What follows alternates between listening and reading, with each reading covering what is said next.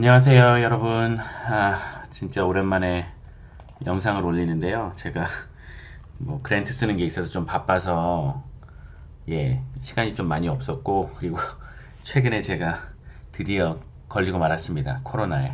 그래서 한 2, 3일간 몸살이 너무 심해서 집에서 타일레놀이랑 에드빌 먹고 좀 쉬고 있었거든요. 그래서 두 가지 때문에 좀 바빴고요. 이제 그랜트도 서미션 하고 그래서 시간이 남아서 이제 다시 한번 이제 찍어보려고 하고 있습니다.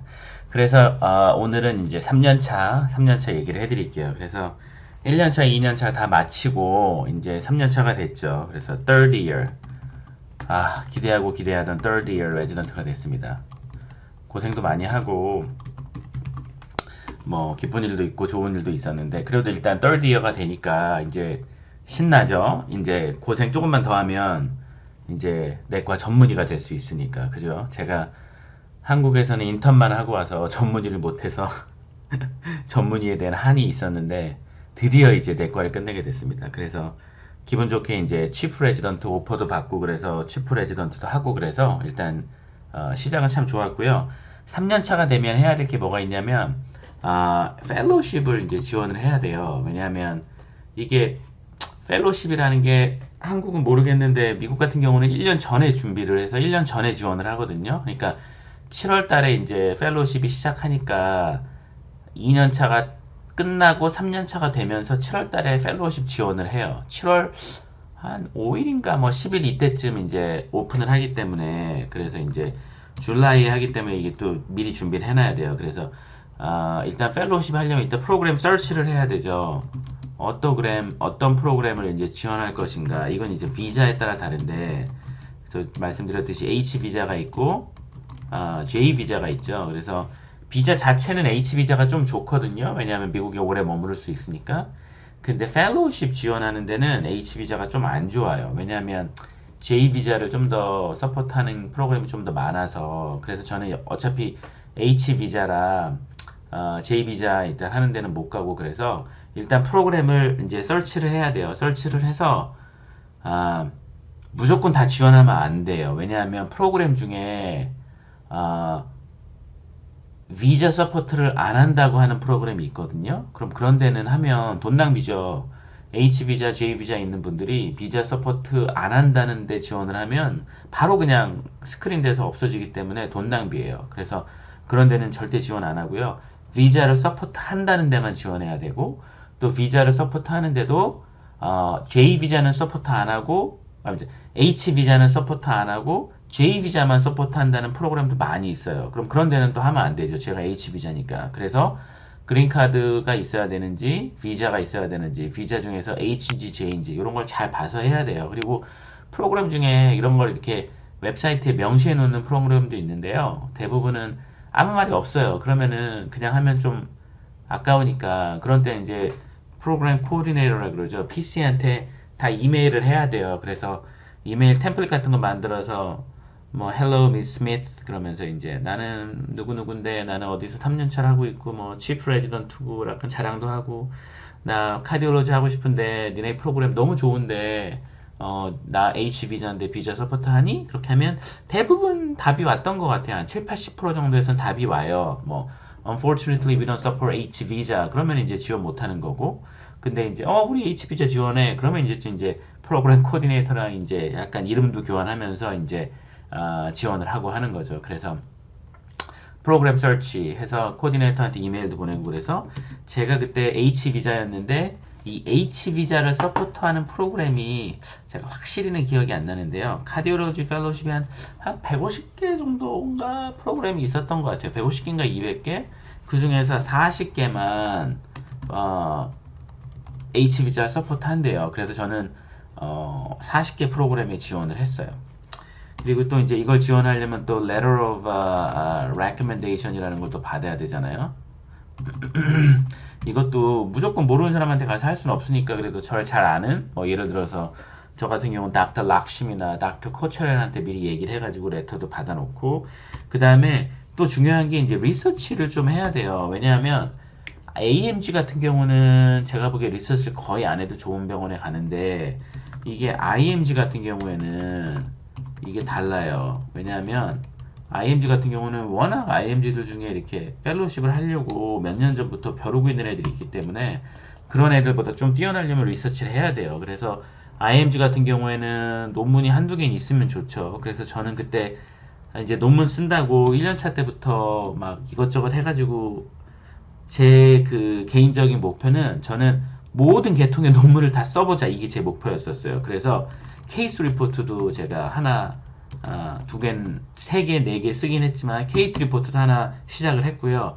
그 다음에 이제 메타 아날리시스 한번 해보고 싶었어요. 그래서 메타 아날리시스라는 것도 이제 하나 해서 논문을 하나 냈고, 그 다음에 오리지널 리서치 그것도 하나 했고, 그 다음에 저는 이제 케이스 리포트 다음에 케이스 시리즈라 그러죠. 이 두 개의 차이는 하나가 있으면 케이스 리포트고 두 개가 있으면 케이스 시리즈. 그래서 저는 이것저것 해보고 싶어서 1년차 때부터 해가지고 이것저것 막 시작을 했었어요. 물론 논문이 나온 건 3년차 말이나 제가 3년차 끝나고 하스피탈리스 갔을 때 나왔지만 또 미리 이렇게 논문도 준비를 해야 돼요. 그러니까 바쁘죠. 그래서 이렇게 여러 가지를 해가지고 이제 원칙은 모두 다 아시죠? 이 펠로십 프로그램 지원은요, 그 펠로십 프로그램이 시작하는 날 바로 다 지원해야 돼요. 왜냐하면 보통 제가 알기로는 경쟁률이 100대 1 정도 되거든요. 펠로십이. 예를 들어서 보통 펠로십 프로그램은 보통 3명이 가장 많아요. 3 펠로우인 경우가 가장 많고요. 2명인 경우도 있고 뭐 4 to 5 펠로우인 경우도 있고 그래요. 그래서 이런 데는 보통 경쟁률이 1 to 100야 돼요. 진짜요. 그래서 예를 들어서 5명을 뽑는다 그러면 일반적으로 프로그램에서는 500개 정도의 애플리케이션을 받는 거죠. 그럼 500개 중에서 이제 누구를 뽑아야 되는지 모르니까 이제 스크리닝을 하겠죠. 예를 들어서 뭐 5명을 뽑는데 우리는 뭐 비자 서포트 안 해요. 그럼 비자로 이제 다 왕창 떨어뜨리고 비자 없는 애들 중에서 그린카드나 시리즌 중에서도 뭐 예를 들어서 뭐 USMLE 점수로 떨어뜨릴 수도 있고, 그 다음에 뭐 어떤 프로그램이냐에 따라서 이렇게 떨어뜨릴 수도 있고, 그래가지고 이제 리뷰를 하겠죠. 그렇기 때문에 이 100명 중에 한 명을 뽑는 이 어마어마한 어마무시한 경쟁력 있는 이런 프로그램이 들어가려면 이런 여러 가지 조건들을 갖고 있어야 돼요. 예, 그렇기 때문에 미리미리 서치를 해서 미리미리 이렇게 준비를 하는 게 중요하겠죠. 그리고 또 하나 중요한 거는 이제 늦게 지원하면 리뷰가 되긴 되겠지만 인터뷰 받을 확률이 적죠, 아무래도. 그래서 그 펠로우십 애플리케이션 오픈하는 당일날, 늦어도 그 다음날에는 딱 지원을 해야 제 애플리케이션이 그래도 상대적으로 위에 가 있으니까 리뷰를 하면서 인터뷰 받을 확률이 높겠죠. 그래서 절대 늦게 지원하면 안 돼요. 이거 뭐 펠로우십 웹사이트 가보면요, 7월 달에서 해서 9월 달까지 지원할 수 있다 그래요. 근데 9월 달에 지원하면 안 돼요. 왜냐하면 보통 대부분들 7월 말, 8월 초에 다 리뷰를 해서 인터뷰를 주기 때문에 9월 달에 지원하면 인터뷰 받을 확률이 줄어들죠. 그래서 펠로우십 오픈할 때 바로 지원해야 돼요. 그래서 이런 식으로 해가지고 저는 40개 프로그램에 지원을 했습니다. 그래서 이제 기다리는 날이죠. 이제 어디서 펠로우십에서 어디서 이제 인터뷰가 올까. 그래도 이때는 기대가 되게 컸었어요. Had a lot of hopes. 왜냐하면요, 레지던트는 한국에서 지원을 했잖아요. 그러니까 한국에 있으니까 뭐 레코멘데이션 레터도 한국 교수님들 한두 명 있었고, 물론 노재영 교수님 것도 있었지만, 그리고 이제 그때는 이제 비자도 없었고 잘 모르고 영어도 안 되고, 근데 일단 인터널 메디슨 레지던트잖아요, 미국에서. 그러면 일단은 영어도 되고 비자도 다 나와 있고 letter of recommendation도 미국 애들 거 받았으니까, 그리고 뭐 리서치도 있고, 그러니까 아무래도 좀 더 좋은 이제 크리덴셜이라고 생각해서 저는 솔직히 40개 지원하면서도 좀 자신이 있었어요. 그래도 내가 한두 개 해서 되겠지. 또 치프 레지던트 그러니까. 그래서 그런 아주 희망으로 이렇게 펠로우십을 지원했던 생각이 나네요. 그래서 여러분들도 레지던트 하고 계신 분이라면 펠로우십 지원을 7월 달에 해야 되기 때문에 이게 되게 정신이 없어요. 왜냐면 1년차 때 영어 못하고 막 어이버리하고 그래서 1년차 다 끝나고 2년차 들어가면 또 1년차 슈퍼바이저 해야 되고 뭐 롤이 바뀌면서 또 갑자기 펠로우십을 준비해야 되니까 레터도 받아야 되고 리서치도 해야 되고 프로그램 설치도 해야 되고 그래서 7월 달에 이제 어플라이를 해야 되니까 되게 바빠요. 그래서 시간이 되게 타이트해요. 그래서 시간이 많지 않기 때문에 펠로우십 준비를 하시려고 하는 분들은 조금 미리 서두르셔야 돼요. 그래서 이렇게 펠로우십 준비해서 어플라이 하는 걸 그런 걸 좀 얘기를 드렸고요. 예, 다음에는 이제 어떤 펠로우십을 받았는지 인터뷰하는 또 그런 내용을 하면 또 재미있겠네요. 예. 그럼 여러분들 잘 계시고요. 내일 또 다음에 또 영상 올리겠습니다. 예, 안녕히 계세요.